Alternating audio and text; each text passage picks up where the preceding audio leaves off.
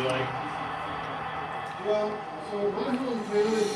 Athearn, this video is for you. So I have your DD40AX engine here, and in the Fantasy or the Bicentennial paint scheme.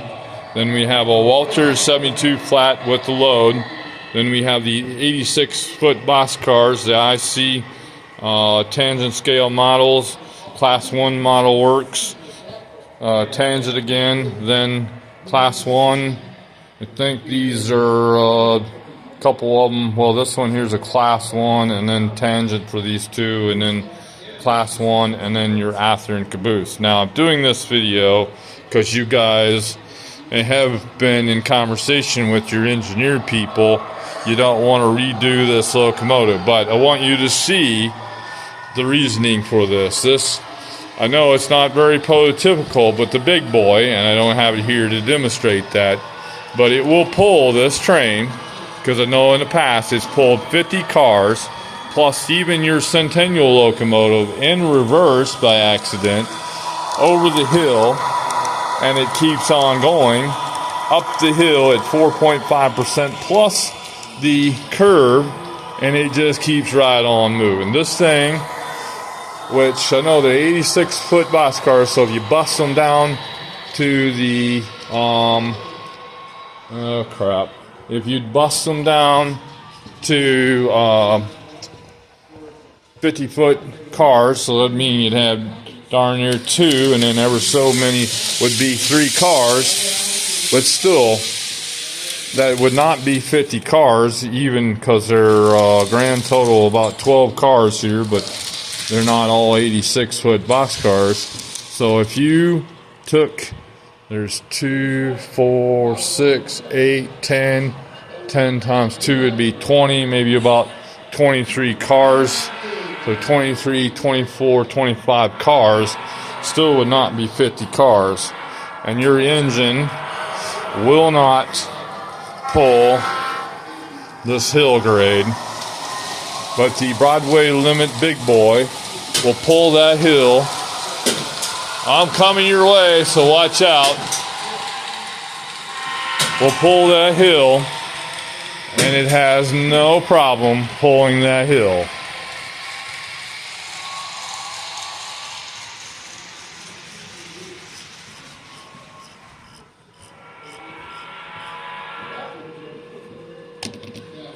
Crap. Jason, I think this car is just a pain in the rear.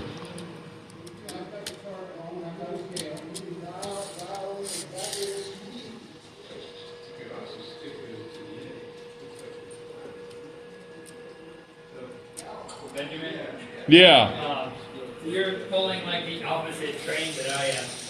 Why is that? Your 86-foot boxcars Uh-huh. are fairly light, or they're so big because they're very light loads. You right? And I have a heavy aggregate train. Yeah, oh yeah, I see what you mean. Your cars are big but not super heavy, and my cars are small but really heavy. Right, very true.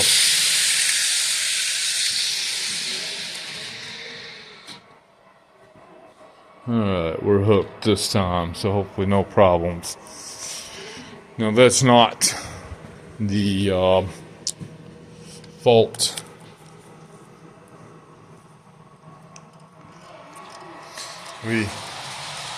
Sorry about that, Avery. Didn't know I lost a couple cars. I moved it so I could do this. Okay, thank you. I'll get out of your way. Alright, there you go, man.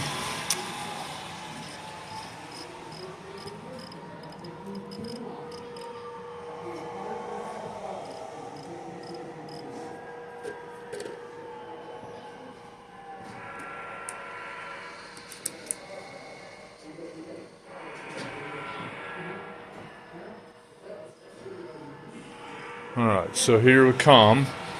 We're going to go through the double crossover and cross over so that we can get set up for the 4.5% grade. But first we're going to go down a 4% grade track.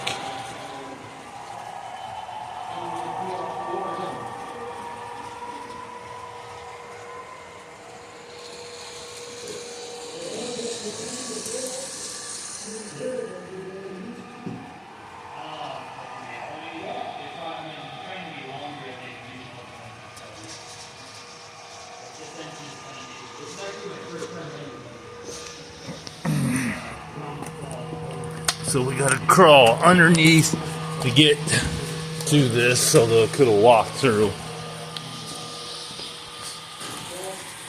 But here we go. We're going down the 4% grade, basically. Yes. And then we're coming through the across the bridge there. Yeah. Really beautiful bridge. Yes. Yes. Like from the car upside down. So, yes. But yeah, they come with the car, which I like a lot.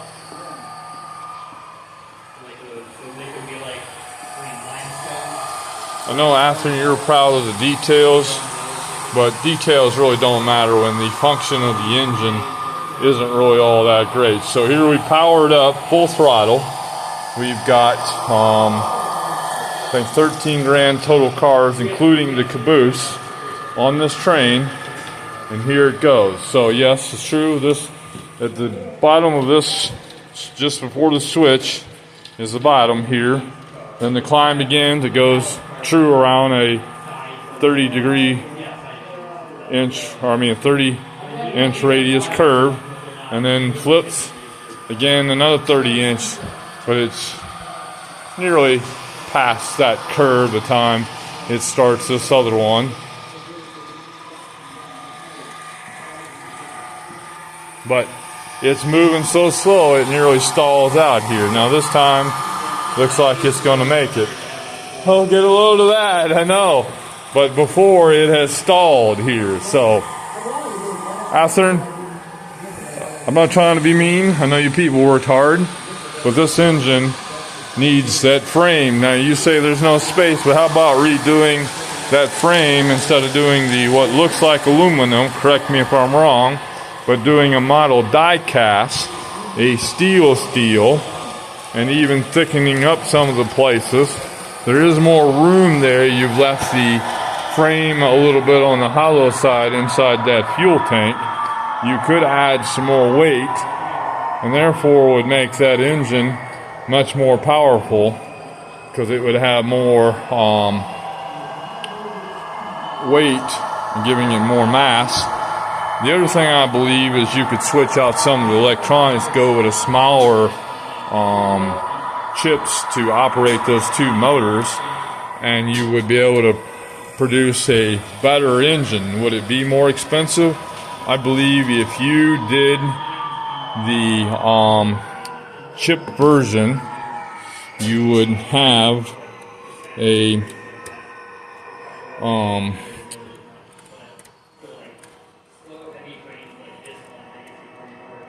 locomotive that would pull and would be able to do the job. But that would be on you guys to do that, and cost-wise, you would probably remain the same, although it would require redoing it just a bit.